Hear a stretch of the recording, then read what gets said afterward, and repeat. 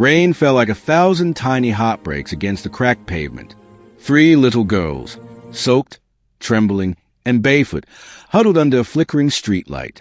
Their thin dresses clung to their skin, heavy with water and sorrow.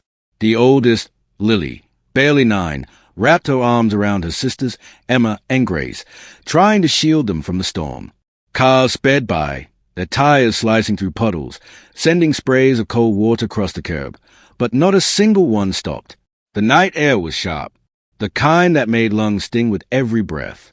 Lily pulled a small plastic bag closer, the one thing they had left, a faded photograph of their mother smiling, holding them as babies. She whispered, "We'll find her again, I promise." Her voice cracked, a fragile mix of hope and hunger. Emma whimpered softly, "Lily, my tummy hurts." Grace coughed, her little lips trembling blue. The streetlight flickered once more before fading into darkness. For a moment, the world seemed to forget them completely. A gust of wind tore through the alley, flipping a cardboard box nearby. Inside it was a piece of bread, half-eaten, cold, and damp. Lily snatched it quickly, broke it into 3 pieces, and handed it to her sisters. "Eat," she said, forcing a smile. "It's still good." But her own stomach twisted painfully as she pretended to chew invisible food. Across the street, a tall building glowed with golden light, a luxury hotel where laughter and music escaped from behind thick glass doors. Inside, warmth. Outside, survival. And yet, sometimes, the universe places miracles in the most forgotten corners. A black luxury car slowed down at the intersection. Inside, a man in his early 50s, Michael Stone, a self-made billionaire, stared out through the rain-speckled window. His eyes caught the faint shape of 3 small figures under the dying streetlight. Something inside him stirred, something he hadn't felt in years. "Sir," the driver asked, "should we keep moving?" Michael didn't answer. His jaw tightened. Memories of his late wife, her soft voice, her dream of adopting children, flashed across his mind. He took a deep breath. "Stop the car." The driver hesitated. "Hey, sir, it's not safe." "I said stop," Michael repeated, voice low but firm. The tires screeched softly as a car halted by the curb. Rain pounded harder now, as if the sky itself demanded this meeting to happen. Michael stepped out, umbrella in hand, shoes sinking slightly into the muddy street. The triplets froze. Fear and disbelief painted their faces. He knelt down slowly, keeping his voice gentle. "Hey, are you okay?" Lily instinctively pulled her sisters closer. "We're fine," she said quickly, her voice shaky but brave. "We don't need anything." Michael looked at their trembling hands, their soaked hair, the defiant courage in those tiny eyes. "You're shivering," he said softly. "Come, you'll get sick out here." The girls didn't move. Years of abandonment had taught them not to trust anyone who looked kind. Kindness was often the beginning of hurt. Michael sighed, his heart breaking quietly. He removed his coat and laid it over them. "It's okay," he said. "Just take this." For the first time, Lily's eyes softened. Maybe this stranger wasn't like the others. Rain poured harder, but under that coat, for a brief, fragile moment, they felt something they hadn't felt in years. Warmth. "Before we dive deeper, tell me, where in the world are you watching from? It amazes me how far a single story can travel. Drop your city. Let's see how wide kindness still spreads." The coat felt impossibly warm against their frozen skin. For the first time in weeks, the triplets didn't shake from cold. They shook from confusion. Lily stared at the stranger kneeling before them. His shoes gleamed, but his eyes looked tired, lonely. Not the kind of loneliness born from solitude, but the kind that comes from losing something you can never replace. "Why are you helping us?" she asked, her small voice barely audible through the rain. Michael smiled faintly, though it didn't reach his eyes. "Because someone once helped me when I didn't deserve it," he said quietly, "and I promised her I'd pass it on." He extended his hand. "Come on, let's get you somewhere warm." Lily hesitated. The street had taught her that every hand offered came with a price. But Emma's teeth were chattering now, and Grace's little body was slumped against her shoulder, too weak to cry.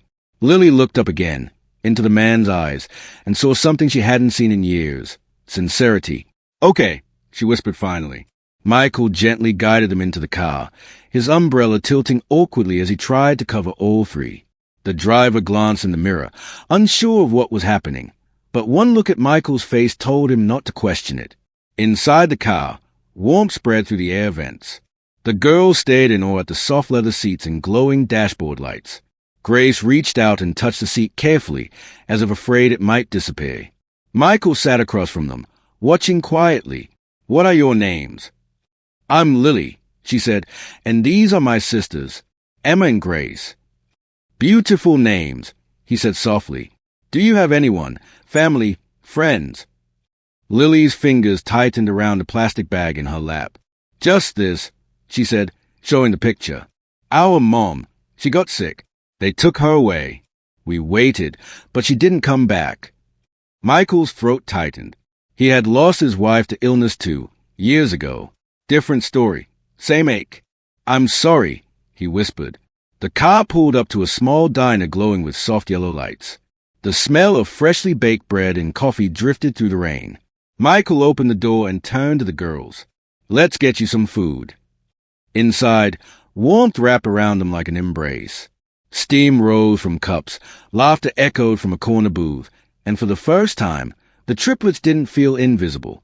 The waitress, a kind woman named Nancy, gasped when she saw them. "Oh, those poor babies," she said, rushing to grab towels and blankets. Michael ordered soup, hot chocolate, and pancakes for everyone. The girls devoured their food in silence, the kind of silence that speaks louder than any words, the silence of people who have forgotten what safety feels like. When Lily finally looked up, she whispered, "Thank you, sir." Michael smiled gently. "You don't have to call me so. Michael is fine." "Thank you, Michael." He nodded slowly. Something about the way she said his name made the diner's clatter fade. For a moment, it was just him and them. Four souls who didn't plan to cross paths, yet somehow needed each other to keep breathing. He watched Grace's small hands clutch the mug, Emma's quiet smile when she finally felt warmth again, and Lily's cautious eyes, always scanning, always ready to protect. These children had already learned the way to the world far too young. As the rain eased outside, Michael found himself whispering, "Maybe this isn't an accident." Lily looked up. "What isn't?" He smiled softly. "Meeting you. If you were there in that moment, what would you have done? Be honest. Comment your answer below. And if words fail you, just hit like to prove that compassion still matters." Outside the diner, the rain had softened to a whisper. It tapped against the windows like a lullaby as the triplets sat close together, their bellies finally full for the first time in days. Grace's eyelids fluttered sleepily, her head resting against Lily's shoulder. Emma traced tiny circles on the foggy window with her finger, drawing little hearts. Michael sat across the table, quietly stirring his untouched coffee. He wasn't just looking at them. He was studying them, as if their faces held a truth he couldn't yet name. "You girls have been on your own long?" he asked gently. Lily nodded, her voice small. Since Mama went away." "How long ago was that?" She hesitated, trying to count on her fingers. "I think maybe 2 years. We stayed at the shelter for a while, but then they said we had to leave. They said we needed grown-ups to stay with us." Michael's heart clenched. 2 years. 2 years of sleeping under bridges, in abandoned bus stops, and behind dumpsters. And yet, somehow, they were still alive, still together. He leaned forward slightly. "How old are you now?" "I'm 9, Lily said. "Emma and Grace are 6. "Your mom," he said softly. "What was her name?" Lily looked down at the picture again. "Anna. She was really nice. She used to sing to us every night, even when she was sick." Michael nodded slowly, the ache in his chest deepening. He remembered his wife, Evelyn, singing by the window during her chemo days, voice weak but filled with warmth. He blinked, as if shaking off the memory. "Your mother must have loved you very much," he said. "She did," Lily replied. "She said love is the only thing that can't run out, even if money does." Michael looked out the window for a long moment, rain reflecting in his eyes like glass. The words echoed in his mind. Love doesn't run out. He reached into his pocket and pulled out a small, folded piece of paper, a photo of him and Evelyn standing in front of the orphanage they once supported. He placed it on the table quietly. My wife used to say something like that too. Lily's eyes fell on the photo. She's pretty, she said softly. Michael smiled faintly. She was. For a while, the four of them just sat in silence, the kind that felt heavy and safe at the same time. The world outside kept moving, but inside that diner, time seemed to pause. When Nancy came by to refill their cups, she looked at Michael and whispered, "You're doing a good thing, sir." Most people wouldn't even stop. Michael nodded but didn't answer. He didn't feel like he was doing a good thing. He felt like he was being pulled by something greater than himself, like fate had opened an old wound just to heal it differently this time. After a few minutes, the girls started to yawn. Their eyes drooped, heads leaning together. Michael paid the bill quietly and helped them to the car. As they drove, the city lights passed like blurred stars outside the window. Grace murmured in her sleep, "Mama, don't go." Michael's heart twisted. He adjusted the blanket around her and whispered, "You're safe now, little one." Lily stayed awake, watching him with cautious curiosity. "Why are you helping us?" she asked again. He hesitated this time. "Because I know what it feels like to lose everything you love," he said. "And because maybe I can help you find something again." Lily studied him for a moment, then turned to look out the window. "Mama used to say, angels look like ordinary people until they help you." Michael's throat tightened. "Your mama was a wise woman." She smiled faintly. "I think you'd like her." He smiled back. "I already do." The car slowed near a quiet neighborhood. Michael didn't take them to his mansion or any fancy hotel. Instead, he stopped at a modest guest house, warm lights, simple furniture, soft beds. It wasn't luxury, it was safety. He carried Grace inside while Lily and Emma followed. The innkeeper, an older man, raised an eyebrow at the sight of three drenched children. Michael simply said, "They're family." And somehow, it didn't feel like a lie. Have you ever had someone help you when no one else would? Write yes, and tell me their name. Maybe gratitude can travel further than we think. The next morning, pale sunlight crept through the thin curtains, painting soft stripes across the small guest house room. The triplets were still asleep, curled together under a single blanket. Their breathing was slow and peaceful, the kind of peace only exhaustion can bring. Michael stood by the window, coffee in hand, watching the street below wake up. 4 years, his mornings had been silent. Coffee, emails, meetings, and more meetings. But this morning was different. He felt something, maybe purpose, maybe peace, maybe a chance to rewrite the ending of his own story. When Lily stirred awake, she blinked toward the window and whispered, "You stayed?" Michael turned, smiling faintly. "Of course. I said I would." Her lips twitched, almost forming a smile before she quickly hid it again. "People usually leave," she said softly. "Then maybe it's time someone didn't," he replied. Emma yawned, rubbing her eyes. "It smells nice."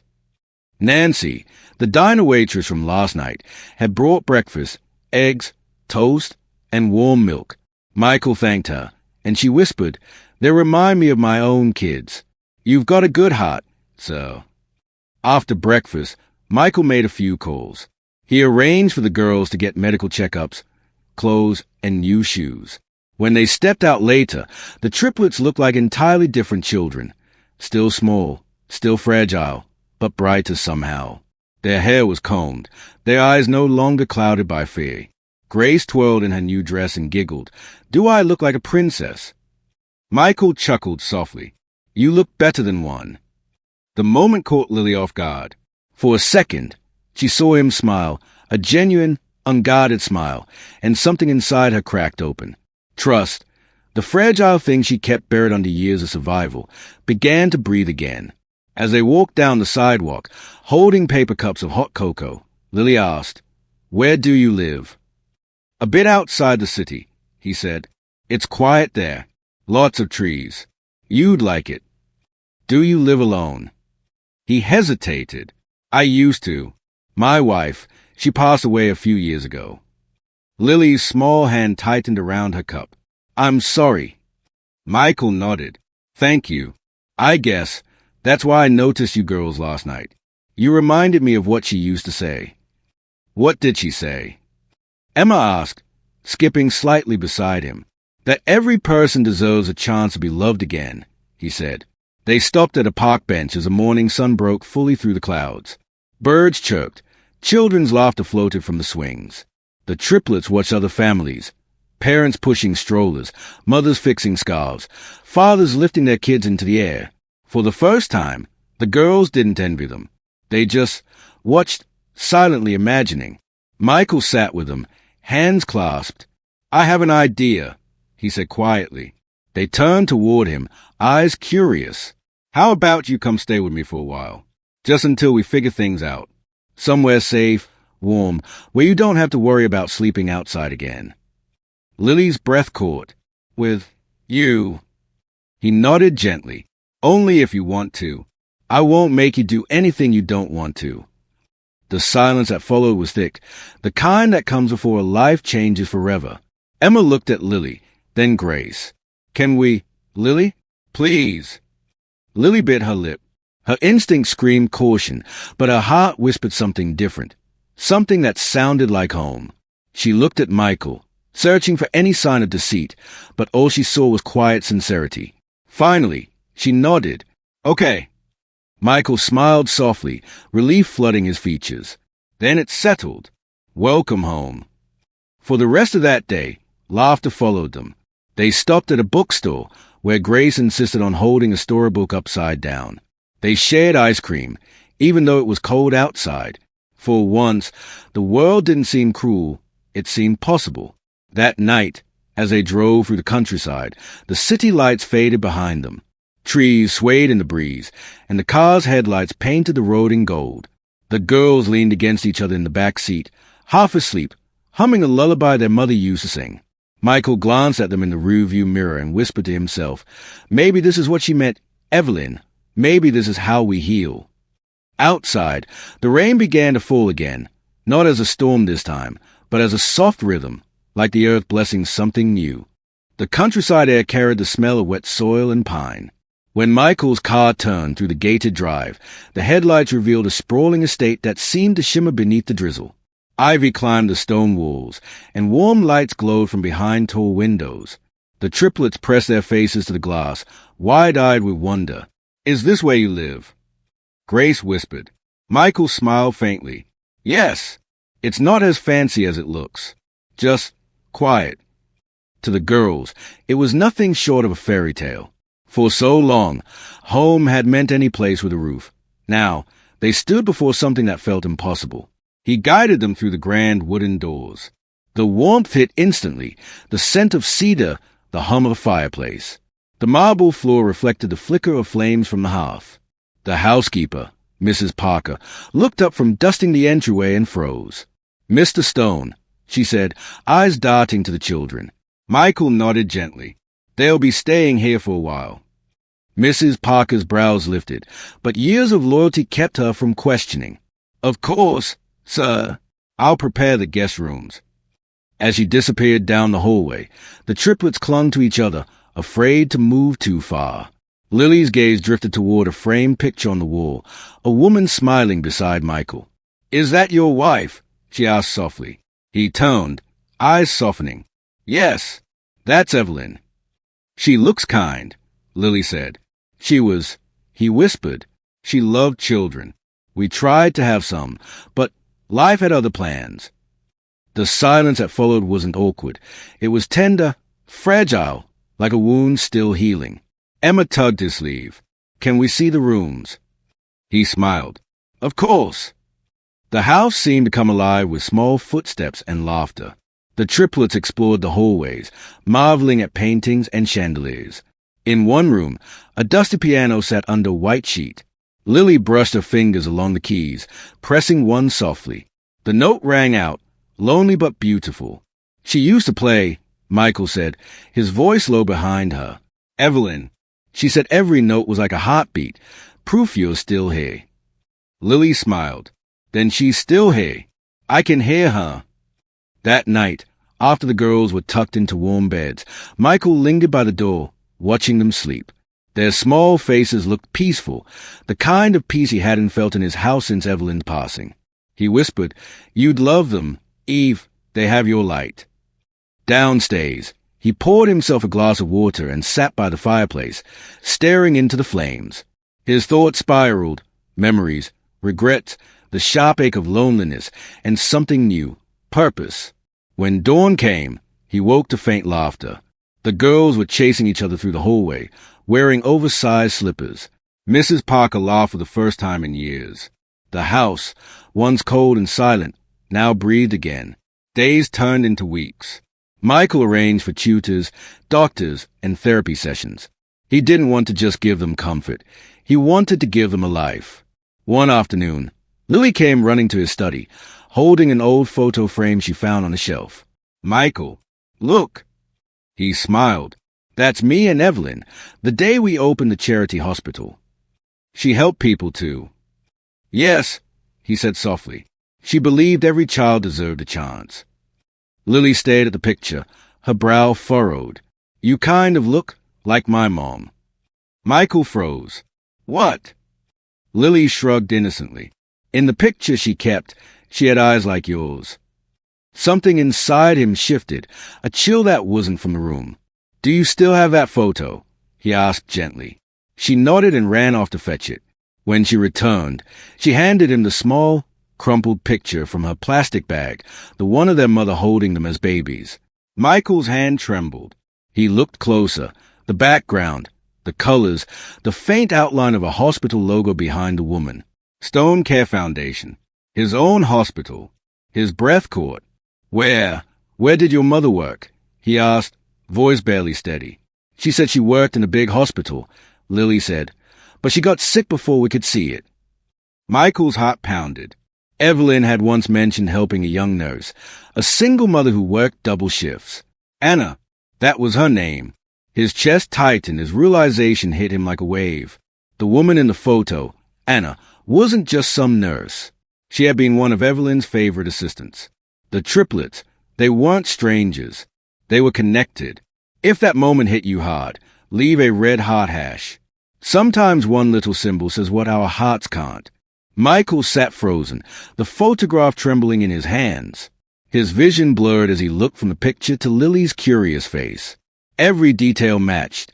The same smile, the same hospital walls, the same gentle light that Evelyn had once called the place where miracles wait. He whispered, almost to himself, "Anna, she worked for Evelyn." Lily tilted her head. "You knew my mom." Michael's throat closed. He swallowed hard, searching for words that wouldn't shatter her world too quickly. I think I did, sweetheart." He traced the faded edges of the photo, remembering the stories Evelyn used to tell him. About the nurse who stayed long after her shift to comfort patients, who refused to leave even when the hospital lights went out. Evelyn had admired her strength, her quiet kindness. And now, that same woman's children sat before him.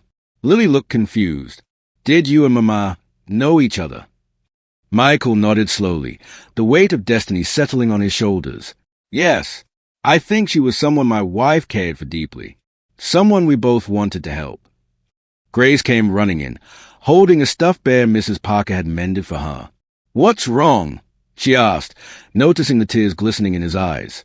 Michael forced a smile.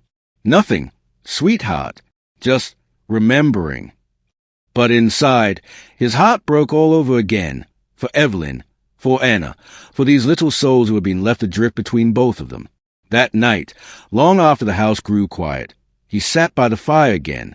The photograph lay on the table beside him, next to Evelyn's wedding ring. He whispered to the empty room, "You led them to me, didn't you, Eve?" The fire crackled softly, as if answering. The next morning, Michael called a lawyer. He didn't want to wait anymore. Papers were drawn, signatures prepared, but he hadn't told the girls yet. He wanted to do it right, with words that meant something. Later that day, he found Lily sitting on the back porch, staring at the horizon. "Do you ever miss her?" he asked gently. "Every day," she whispered. "Sometimes I dream she's coming back, but when I wake up, it's just quiet." He sat beside her, the air thick with unspoken grief.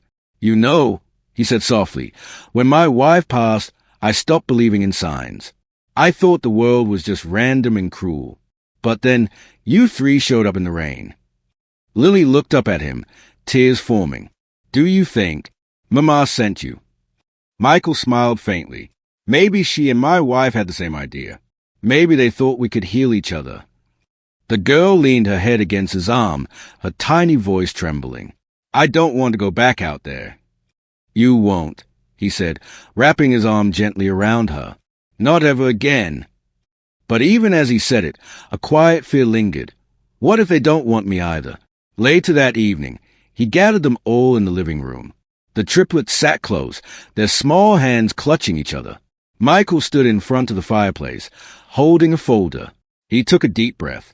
Girls, there's something I want to ask you. They looked up, eyes wide and uncertain. I know I can never replace your mother, he began, voice steady but trembling with emotion. But I want to give you something she'd have wanted for you. A home. A family. If you'll let me, I'd like to be your father. The room fell silent. The crackle of the fire was the only sound. Emma's lips quivered. You want us. Michael knelt, his eyes level with theirs. With all my heart. For a moment, no one moved. Then Grace let out a small sob, throwing her arms around his neck. Lily and Emma followed, their tears soaking his shirt. You're really going to stay? Lily whispered through her tears. Forever, he promised. I already lost one family. I won't lose another. As he held them close, the rain began again outside, gentle, rhythmic, cleansing. But as warmth filled the room, something else crept into Michael's heart, guilt. He hadn't told them everything. He hadn't told them that their mother had died in one of his hospitals, a hospital that, at the time, had failed her. He stared into the fire, his jaw tightening. Could they forgive him if they knew? Be honest. Could you forgive after what they did? Type forgive if you could, or never if it would break you too deeply. Night settled over the mansion with a hush so deep it felt sacred. The rain had stopped, but the world outside still shimmered with its memory. Drops clinging to rose petals, puddles reflecting the porch lights like little mirrors of truth. Inside, the triplets slept soundly, unaware that the man who had promised them forever now sat alone, staring at an unopened envelope from the past. It was an old hospital report. Evelyn had kept copies of every case she cared about, and one bore the name Anna Wilson, Lily's mother. Michael's hands trembled as he unfolded the paper. The words cut deep. Patient died due to complications during delayed treatment. He remembered that day. The hospital was short-staffed. The storm had shut down half the city, and he'd been overseas finalizing a charity deal. He had never known her by name, until now. Guilt clawed at him like a shadow that refused to fade. He whispered into the empty room, I failed you, Anna. I didn't even know. The fire snapped, sparks flying like memories escaping. He pressed the paper to his chest, eyes burning. But you're girls. I'll make it right. I swear I will. In the days that followed, Michael seemed quieter. He still laughed with the triplets, helped them bake cookies, taught them to play chess, but every smile carried the weight of a secret. Lily noticed. She always did. One afternoon, while the others napped, she found him in the garden, sitting on the bench where Evelyn's roses bloomed. You look sad, she said, climbing up beside him. He forced a small smile. Just thinking too much, I guess. About Mama. His heart stopped. What makes you think that? Because when you talk about her, Lily said softly, your eyes look like mine when I miss her. He exhaled slowly, the truth pressing at the back of his throat. Lily, there's something I need to tell you. Her little hands gripped the edge of the bench, bracing herself the way children do when they sense pain coming. He told her everything. The hospital, the night of the storm, the delays, the decision he wasn't there to make. Every word felt like confession and punishment all at once. When he finished, silence filled the air. Even the birds seemed to hold their breath. Lily looked down at her hands, her brows furrowed. So, Mama died in your hospital? Yes, he said quietly, and I didn't know until now. Her lower lip trembled. You didn't save her. His voice cracked. No, I didn't. Tears welled in her eyes. Then why did you save us? He swallowed hard, unable to answer, maybe because I couldn't live with the thought of failing her again. She turned away, shoulders shaking. He reached out, but stopped himself halfway. Lily, I'm so sorry. I can't undo it. But I want to spend the rest of my life making sure you three never feel that kind of loss again. The girl didn't reply. She stared at the rose bushes, red petals glistening like tiny heartbeats. Then she whispered, Mama said love means forgiving even when it hurts. Michael's breath caught. Do you think you can forgive me? She wiped her tears with the back of her hand. I don't know, she whispered. But I think Mama already did. Maybe that's why she sent us to you. For the first time, the weight in his chest began to lift. Not gone, but lighter. He took her small hand in his. Thank you, he said, his voice breaking. You're stronger than anyone I've ever known. That evening, Lily told her sisters everything. There were more tears, but not anger, just sadness, understanding, and something deeper. Grace. The kind of grace that only comes from children who have already lost too much. The next morning, the mansion felt different. Lighter. Laughter returned. Grace insisted on teaching Michael how to braid hair. Emma drew pictures of the angel moms watching from the clouds, and Lily, who wants her behind walls of silence, sat at the piano, softly pressing the keys. The melody floated through the halls like sunlight through broken glass. Michael stood at the doorway, his eyes glistening. That's beautiful, Lily. She smiled faintly. It's Mama's song. I remembered it. He nodded. Then let's never forget it again. And for the first time since Evelyn's death, the house didn't feel haunted anymore. It felt healed. If you believe love still wins, comment Amen. Let's fill this section with hope. Maybe someone scrolling right now needs to see it. Spring unfolded slowly around the stone estate. Mornings rich with birdsong, afternoons glowing gold through the windows. The once silent house now pulsed with laughter, footsteps, and the scent of pancakes every Sunday morning. Michael had never realized how empty silence could be until it was filled again by 3 tiny voices calling, Dad! Weeks passed, but the ache of what had been lost softened into something gentler. Not guilt, not grief, but gratitude. Lily's forgiveness had unlocked something in him that even Evelyn's memory couldn't reach. Peace.